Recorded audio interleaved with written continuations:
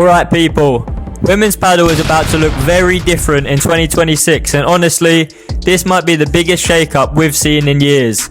Traditionally, the women stay together, stability, chemistry, growth. But going into 2026, only one of the top women's pairings is actually staying together. And yeah, it's the number 1 seed. So let's talk breakups, new super teams, who actually has the fire to take down Gemma, Triay and Delfina, Brea, and then we'll jump into the men's chaos too, because wow, next season is going to be a madness. Let's start with the one duo who said no thanks, we're good, we'll just stay world number 1, Gemma, Triay and Delfina, Brea. They dominated 2025. Consistent, efficient, ruthless, and they're rolling straight into 2026 together as the reigning queens. And honestly, this is what women's paddle used to look like. Stability, long-term projects, partnerships building year after year, but not anymore. Here's how the top of women's paddle finished last season. Triay and Brea, number 1, comfortably clear.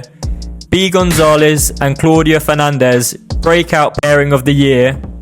Sánchez and Paula Josemaría, still elite, but then boom, big split. But now the teams have completely spiced up going into the 2026 season. This is how the women's scene looks heading into the next season. We've got González partnering up with Paula Josemaría. Rumoured, talked about, leaked everywhere, and this might be explosive. 2 absolute monsters of the women's circuit joining forces. Power, tempo, insane offensive potential.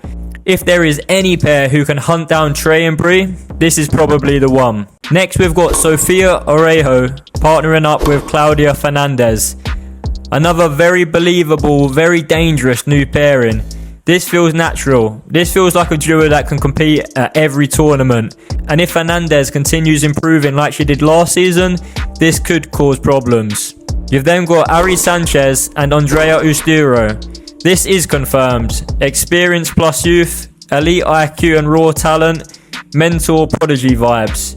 If Ustero levels up fast, this could be a top tier pairing sooner than people think. And Ari does not enter a season to just be competitive. She plays for trophies. So who takes down Triay and Brea? Be honest in the comments.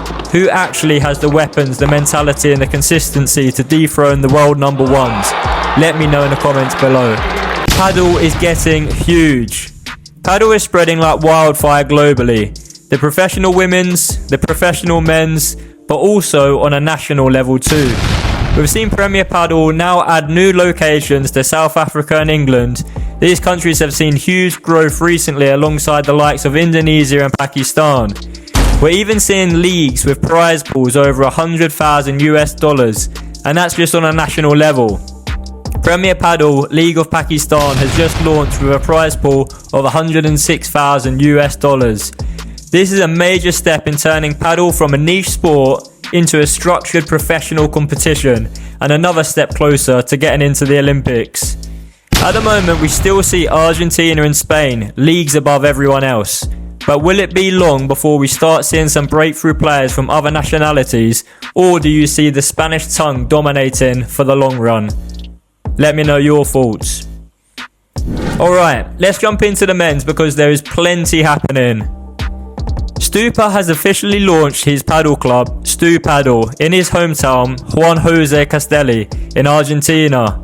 This is awesome because he grew up without elite facilities and he actually had to move away from his hometown to Buenos Aires for real training. So now, he's giving future kids what he didn't have access to. He ended last season briefly back with Dineno, but heading into 2026, he's back with Mike Yanguas. Old partnership, new era. Let's see if this one works out properly this time. We've got Augsburger and Lyon. Augsburger said he's one of the best left-sided players in the world. Some agree, some don't. But one thing is a fact. That kick smash is ridiculous. One of the best in paddle. Here on his Instagram, you can see him doing a 360 slow-mo, so you can see all sides of his technique.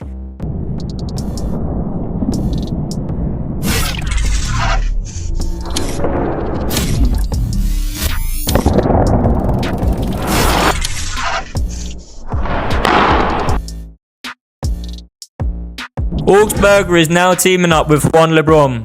LeBron with that raw fire mentality.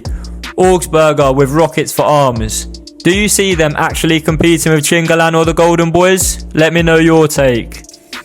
These are some of the men's duos that are staying together heading into the 2026 season. Tapia and Cuello, Galan and Chingotto, LeBron and Augsburger. You've then got some duos that are getting back together. Koki with Sands, who played together in the 2024 season.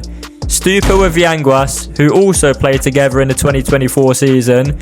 And lastly, some completely new pairings that have never teamed up before in Premier Padel. You've got Navarro and Guerriero with a 14-year age gap. Leal and Cardona, fast courts, these two are going to be terrifying. Deneno with Momo González, super solid, low unforced errors, going to be very hard to break down. Libaak and Chozas, power and consistency combine. Garrido and Begamini, and we all know Garrido needs chemistry to perform. This is either going to be fire or misery. Which of these new partnerships do you like? Can any of them close the gap between the big boys next season? Now it's time for our top 3 memes. Number 3.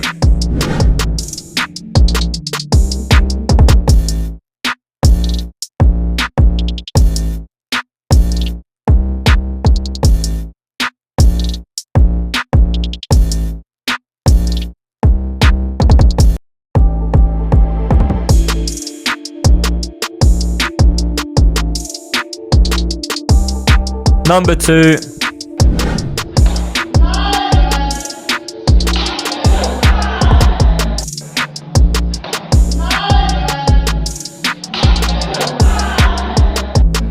And number 1.